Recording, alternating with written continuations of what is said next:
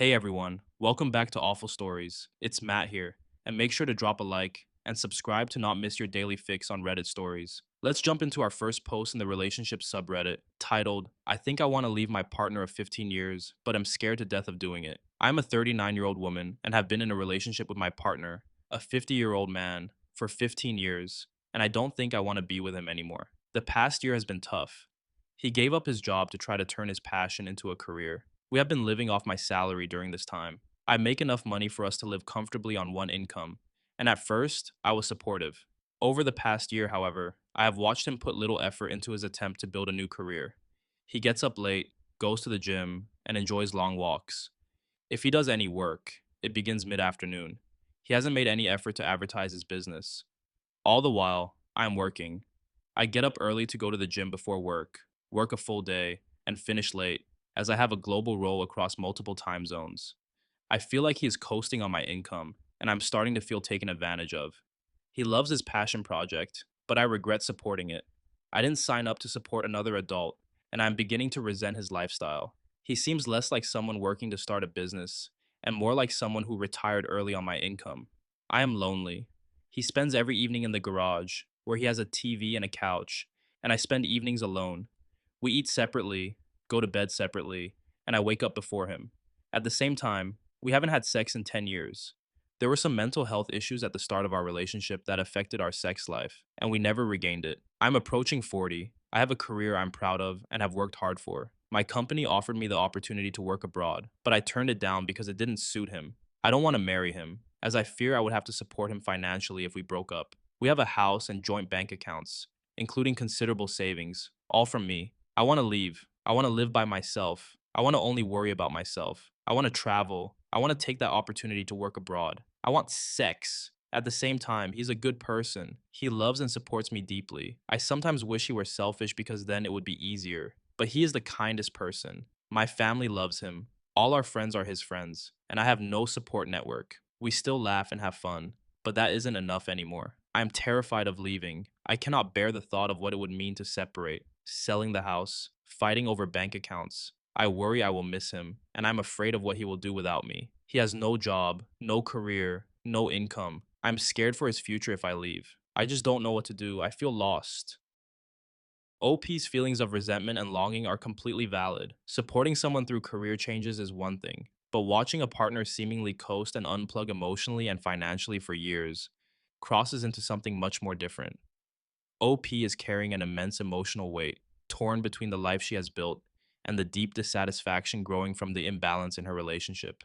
They've been together for 15 years after all. The shadow of financial entanglement, shared assets, and concern for his well being only adds to OP's uncertainty and fear. The desire for freedom, independence, intimacy, and adventure speaks to a need for reclaiming herself after years of putting others first. Feeling lost is a natural response when facing such situations, but it's also the beginning of reflection and transformation. It's time for OP to take a leap of faith and move on. Skee-Ball said, maybe talk to a lawyer first, just to see what it would take to separate and what your rights are. Hopefully that will ease your mind. Ultimately, if you want to be happy, you know what you have to do. C for Answer said, he doesn't have to be a bad person to be a bad partner or a bad fit for you. His support for you isn't equal to your support for him. And while there are naturally ebbs and flows in a relationship where one person picks up more slack than the other, your description of him retiring early on your income feels very accurate. Not to mention, you don't seem to have much of a relationship anyway. You spend most of your time apart. You don't have sex. You're comfortable with his presence. But what is he really contributing to your life besides just being there? Not to mention, he's taking advantage of you. There's nothing wrong with outgrowing a relationship and wanting more from life. You're still young. Go out there and follow your dreams. The second story for today takes place in the advice subreddit. The post is titled, My dildo just got sent to a neighbor. What do I do?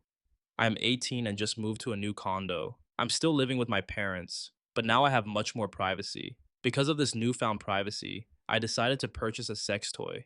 The only problem is that certain navigation systems mess up the address due to the bizarre street numbering system in the area. This meant that my sex toy was delivered to a neighborhood within walking distance from me. Should I just look for the package and explain the confusion, hoping they didn't open it? But then I would have to explain to my mom, who works from home, where I'm going. Is there any way I can retrieve it without anyone asking me about it? I really need advice here. My parents are sex positive and wouldn't be angry at me, especially since I'm legally an adult, but I would much rather spare myself the embarrassment.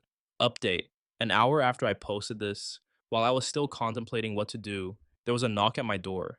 A kind elderly woman handed me my mail and explained that where I live, it's common for people to get their addresses mixed up because of the strange numbering system.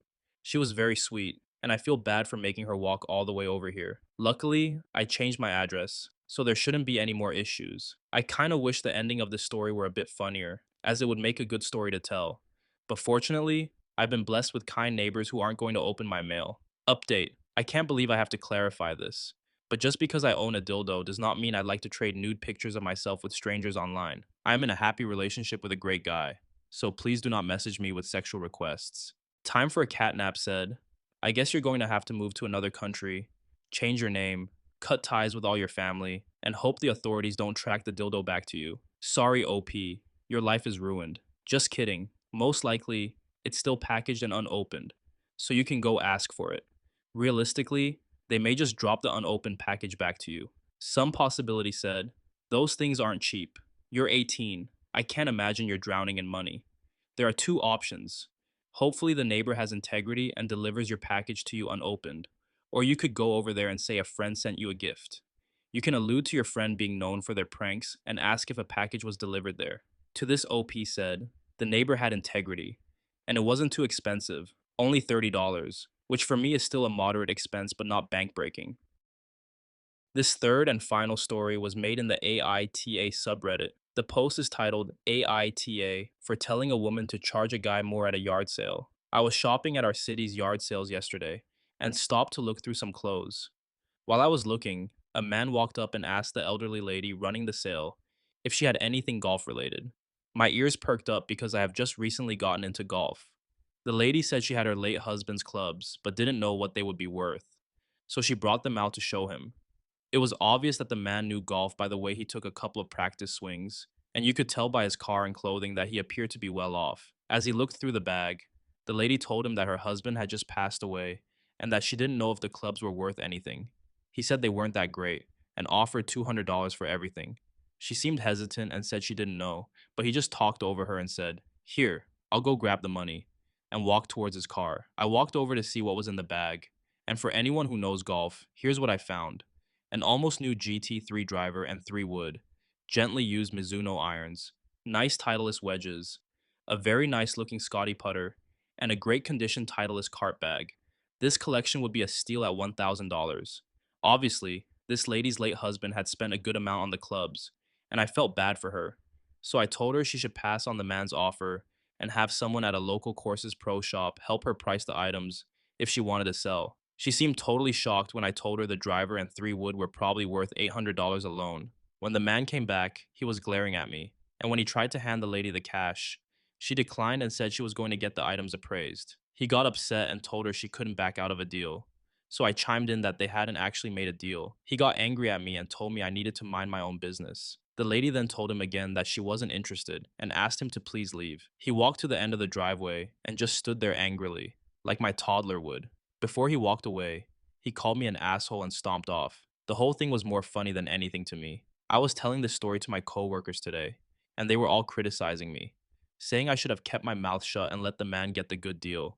But it felt wrong letting him rip her off. Slater said, I was telling this story to my coworkers today, and they were all criticizing me, saying I should have kept my mouth shut and let the man get the good deal.